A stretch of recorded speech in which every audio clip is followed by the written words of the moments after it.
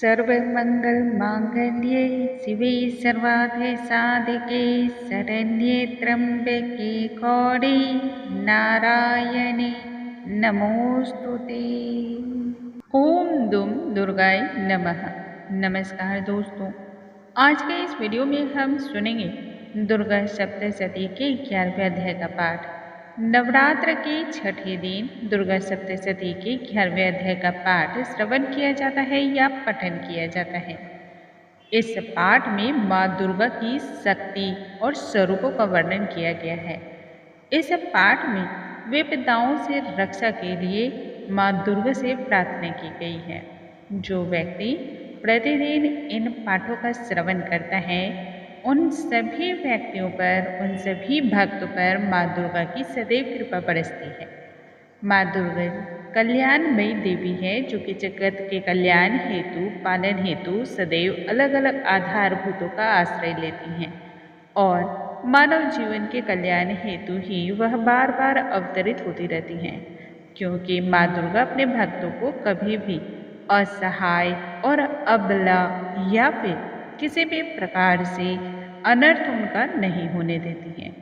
आइए आज हम श्रवण करेंगे श्री दुर्गा सप्तशती की 11वें अध्याय का पाठ। सबसे पहले माता रानी का हम जयकारा लगा देते हैं। देखिए दोस्तों, जयकारा लगाने से हमारे शरीर के चारों तरफ एक अद्भुत दैवीय ऊर्जा का निर्माण होता है। ये ऊर्जाएं हर प्रकार की नकारात्मक शक्तियों को हमारे पास आने से रोकती हैं और घर में इससे सकारात्मक ऊर्जा का फ्लो बना रहता है। इससे घर का वातावरण भी शुद्ध, पवित्र और निर्मल रहता है। आपके सभी कार्य बनते हैं क्योंकि आपके साथ माँ दुर्गा का आशीर्वाद बना रहता है। आइए जयकारा लगाते हुए पाठ हम आरंभ करते हैं। उन भगवती महामाया देवी को हम कोटि कोटि नमस्कार करते हैं जो विंध्याचल पर्वत पर विराजमान है। वैष्णो देवी के नाम से जाने जाने वाली भगवती महामाया देवी के चरणों में हम कोटि कोटि नमस्कार करते हैं। सिंह वाहिनी के नाम से जिन महाभगवती देवी को हम जानते हैं उनके श्री चरणों की शोभा अत्यंत ही दिव्य है तथा उनके रूप सौंदर्य से संपूर्ण जगत दिव्य आभाओं से विभूषित हो रहा है। उन भगवती देवी को हम कोटि कोटि नमन करते हैं। ओम दुम दुर्गाय नमः। महर्षि मेघ आगे कहते हैं, दैत्य के मारे जाने पर इंद्र आदि देवता अग्नि को आगे करके भगवती कात्यायनी देवी की स्तुति करने लगे। उस समय अभीष्ट फल की प्राप्ति के कारण उनके मुख अत्यंत ही हर्षपूर्वक खिले हुए थे। देवताओं ने तब कहा, हे शरणागतों के दुख को दूर करने वाली भगवती, तुम प्रसन्न हो और संपूर्ण जगत की माता बनो। तुम हम पर भी प्रसन्न हो। हे विंध्येश्वरी, तुम संपूर्ण विश्व की रक्षा और पालन करो, क्योंकि तुम इस चर और अचर की एकमात्र ईश्वरी देवी हो। हे देवी, संपूर्ण जगत की आधारभूत रूप भी तुम ही हो, क्योंकि तुम पृथ्वी के रूप में भी यहाँ पर स्थित हो और अत्यंत पराक्रम वाली देवी भी तुम ही हो। तुम ही विष्णु की शक्ति हो और विश्व की बीज परम माया भी तुम ही हो। हे देवी, तुमने ही संपूर्ण जगत को अपने मोह से मोहित कर रखा है। तुम्हारे प्रसन्न होने मात्र से ही यह पृथ्वी मोक्ष को प्राप्त हो जाती है। हे भगवती, संपूर्ण विद्याएं तुम्हारे ही भिन्न भिन्न स्वरूप से आच्छादित हैं। इस जगत में जितनी भी सौभाग्यशाली स्त्रियां हैं वह सब तुम्हारी ही मूर्तियां हैं। तुम मात्र इस जगत को ही अपने मोह में डाल रखती हो। एकमात्र तुमने ही संपूर्ण जगत को अपने में व्याप्त कर रखा है। भला तुम्हारी स्तुति करने की सामर्थ्य किसमें हो सकती है, क्योंकि तुम परम बुद्धि रूपा हो और संपूर्ण प्राणी रूप स्वर्ग और मुक्ति को देने वाली हो। अतः इसी रूप में तुम्हारी स्तुति करना सही है। तुम्हारी स्तुति के लिए भला इससे बढ़ करके और क्या युक्तियाँ की जा सकती हैं। संपूर्ण जनों के हृदय में बुद्धि के रूप में तुम निवास करती हो। स्वर्ग तथा मोक्ष को तुम ही देने वाले नारायणी भी तुम ही हो। हे देवी तुमको कोटि कोटि नमन है। कलाकाष्ठा आदि रूप से अवस्थाओं को परिवर्तन की ओर ले जाने वाले तथा प्राणियों का अंत करने वाले नारायणी देवी भी तुम ही हो और तुम्हें हमारा नमस्कार है। हे नारायणी, संपूर्ण मंगलों के मंगल रूप वाली हे शिवे, हे संपूर्ण प्रयोजनों को सिद्ध करने वाली भगवती, हे शरणागत वत्सला देवी तथा 3 नेत्रों से सुसज्जित वाली गौड़ी देवी तुमको कोटि कोटि नमन है। सृष्टि, स्थिति तथा संहारों की शक्तिभूता सनातनी देवी, गुणों का आधार तथा सर्व सुखमय नारायणी देवी तुमको नमन है। शरणागत में आए हुए दीन दुखियों की रक्षा में सदैव तुम तत्पर रहती हो और उनकी संपूर्ण पीड़ाओं को हरण भी करती हो। हे नारायणी, तुमको हमारा नमस्कार है। हे भगवती, तुम ब्रह्मानी का रूप धारण करके हंसों से जुटे हुए विमान पर विराजती हो तथा कुश के अभिमंत्रित जल को छिड़कती रहती हो। तुम्हें हमारा नमन है। माहेश्वरी रूप से त्रिशूल, चंद्रमा और सर्पों को धारण करने वाली हे महावृषभ वाहन वाली नारायणी देवी तुम्हें नमन है। सदैव मोड़ों तथा मुकुटों से घिरी रहने वाली महाशक्ति को धारण करने वाली कौमारी रूप भी तुम्हारा ही है। कौमारी रूप धारणी निष्पाप नारायणी तुम्हें नमस्कार है। हे शंख, चक्र, गदा, पर, श्रृंग, धनुष रूप तथा आयुधों को धारण करने वाली भगवती महामाया वैष्णव शक्ति रूपा भी नारायणी तुम ही हो और तुम ही हम पर प्रसन्न भी हो। तुम्हें हमारा नमस्कार है। अपने दांतों पर पृथ्वी को धारण करने वाले वाराह रूपनी कल्याणमयी नारायणी भी तुम ही हो। तुम्हें नमस्कार है।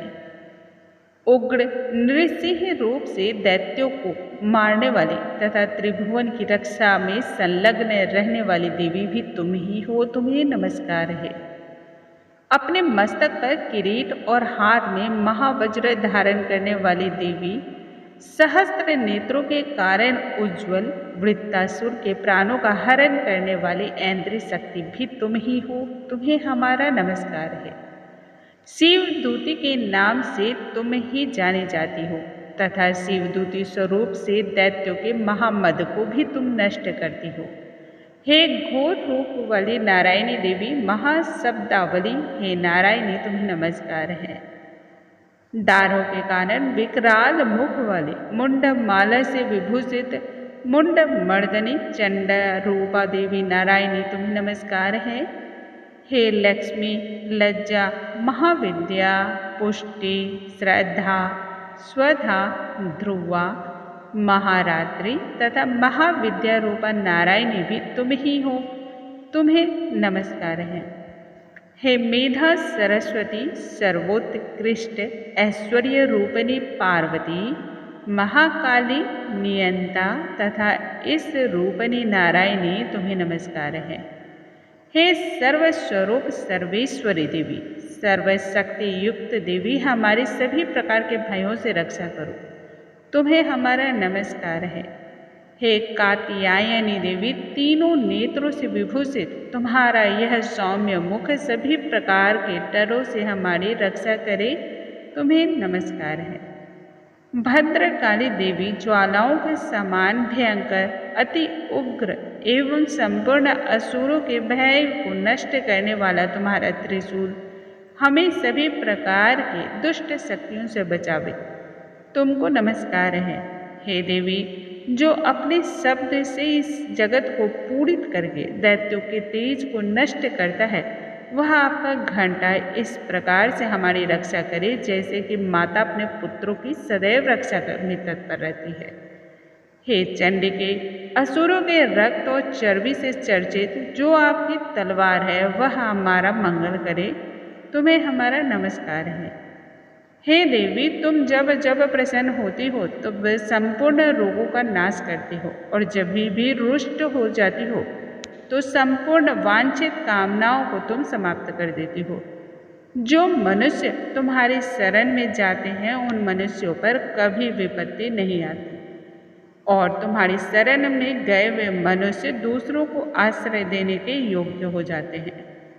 अनेक रूपों से बहुत प्रकार की मूर्तियों को धारण करके इन धर्मद्रोही असुरों का तुमने संहार किया है। भला इतना सामर्थ्य और किसमें है? तुम्हारे सिवा कौन कर सकता था?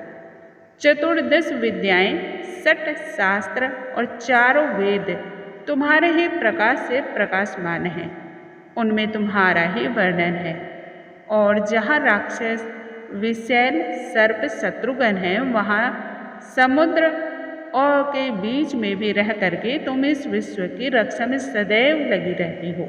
हे जगत का पालन करने वाली विश्वेश्वरी देवी, तुम विश्व का पालन करने वाली विश्व रूपा हो, इसलिए संपूर्ण जगत को तुम ही धारण करती हो। ब्रह्मा विष्णु महेश की भी वंदनीय तुम ही हो। जो भक्ति पूर्वक तुम्हें नमस्कार करते हैं वह विश्व को आश्रय देने वाले बन जाते हैं। हे भगवती, तुम प्रसन्न हो और असुरों को मार करके जिस प्रकार से हमारी रक्षा की है, ऐसे ही हमारे शत्रुओं से सदा हमारी रक्षा करती रहो। संपूर्ण जगत के पापों का नाश कर दो और पापों तथा उनके फलस्वरूप होने वाली महामारी आदि जैसे बड़े बड़े उपद्रवों को भी शीघ्र ही तुम दूर कर दो। विश्व की पीड़ाओं का हरण करने वाली देवी तथा शरण में पड़े हुए शरणागतों पर प्रसन्न होने वाली देवी, तुमको हमारा नमन है। त्रिलोक निवासियों की पूजनीय परमेश्वरी, हम लोगों को तुम वरदान दो। इतनी वंदना सुनने के पश्चात देवी ने कहा, हे देवताओं, मैं तुम सभी लोगों से प्रसन्न हूँ और तुम्हें वर देने को तैयार हूँ। आपकी जैसी इच्छा हो वैसे वर को मांग लो, निश्चय ही मैं वर दूंगी। तब देवताओं ने कहा, हे सर्वेश्वरी, त्रिलोकी के निवासियों की समस्त पीड़ाओं को इसी प्रकार से तुम सदैव हरण करती रहो तथा हमारे शत्रुओं को सदैव इस प्रकार से नष्ट करती रहो। देवी ने कहा, वह वस्तु मनवंतर के 28वें युग में 2 महाअसुर का जन्म होगा, शुंभ और निशुंभ। उस समय मैं नंद गोप के घर से यशोदा के गर्भ से उत्पन्न होकर के विंध्याचल पर्वत पर निवास करूंगी और वहीं पर शुंभ तथा निशुंभ का संहार भी करूंगी। फिर अत्यंत भयंकर रूप से पृथ्वी पर अवतरित होकर मैं विप्रचित्ति नामक दानवों का भी नाश करूंगी। उन भयंकर महाअसुरों को भक्षण करते समय मेरे दांत अनार पुष्प के समान लाल होंगे। इसी वजह से स्वर्ग में देवता और पृथ्वी पर मनुष्य मेरी स्तुति करते हुए मुझे रक्त दंतिका के नाम से जानेंगे। फिर जब 100 वर्षों तक वर्षा न होगी, तब मैं ऋषियों की स्तुति करने पर अयोनिज के नाम से वहाँ पर प्रकट होंगी और अपने 100 नेत्रों से ऋषियों की ओर देखूंगी। अतः तब मनुष्य मुझे शताक्षी नाम से जानेंगे और मेरा कीर्तन करेंगे। उसी समय मैं अपने शरीर से उत्पन्न हुए प्राणों की रक्षा करने वाले शाकों द्वारा सब प्राणियों का पालन करूंगी। तब इस पृथ्वी पर शाकंभरी के नाम से जानी जाऊंगी और विख्यात होंगी। इसी अवतार में मैं दुर्गा नामक महाअसुर का वध करूंगी। इससे दुर्गा देवी के नाम से मेरी प्रसिद्धि होगी। तत्पश्चात जब मैं भयानक रूप धारण करके हिमालय निवासी ऋषियों महर्षियों की रक्षा करूंगी, तब भीमा देवी के नाम से मेरी ख्याति होगी। और जब फिर अरुण नामक असुर तीनों लोगों को अपनी यातनाओं द्वारा पीड़ित करेगा, तब मैं असंख्य भ्रमरों का रूप धारण करके उस महादैत्य का वध करूंगी। स्वर्ग में देवता और मृत्युलोक में मनुष्य मेरी स्तुति करते हुए मुझे ब्राह्मणी नाम से पुकारेंगे। इस प्रकार जब जब पृथ्वी संपूर्ण राक्षसों तथा दानवों से पीड़ित होगी, तब तब मैं अवतरित हो करके शत्रुओं का नाश करूंगी और अभय का वरदान दूंगी, ताकि सर्वलोक का कल्याण हो। दोस्तों, इस प्रकार से अभी हमने सुना श्री दुर्गा सप्तशती के 11वें अध्याय का पाठ, जो कि भगवती महामाया के रूपों का वर्णन और जन कल्याण हेतु जो अलग अलग रूपों में वह अवतरित होती रहेंगी, उनका वर्णन हमने सुना। माँ भगवती की कृपा सदैव हम पर बनी रहे और आपका सदैव कल्याण होता रहे। इस कामना के साथ आज का अध्याय हम यहीं पर समाप्त करते हैं। कल हम आगे के अध्याय को श्रवण करेंगे। हे जगत जननी माता रानी, हम सभी पर अपने वरद हस्त को रख दो, हम सभी के कष्टों का निवारण कर दो। विश्व में जब जब भी विपत्ति आए तब तब भक्तगण तुम्हें ही पुकारेंगे और तुम ही उनकी विपत्तियों को हर प्रकार से दूर करोगी। हे माँ, आप तो सर्वज्ञानी हो और सभी भक्तों की इच्छाओं और कामनाओं को जानती हो, तभी तो उनकी पूर्ति करती हो। आपको हमारा कोटि कोटि नमन है। ओम दुम दुर्गाय नमः। दोस्तों, कल हम फिर से मिलेंगे नए अध्याय के साथ। तब तक के लिए नमस्कार दोस्तों।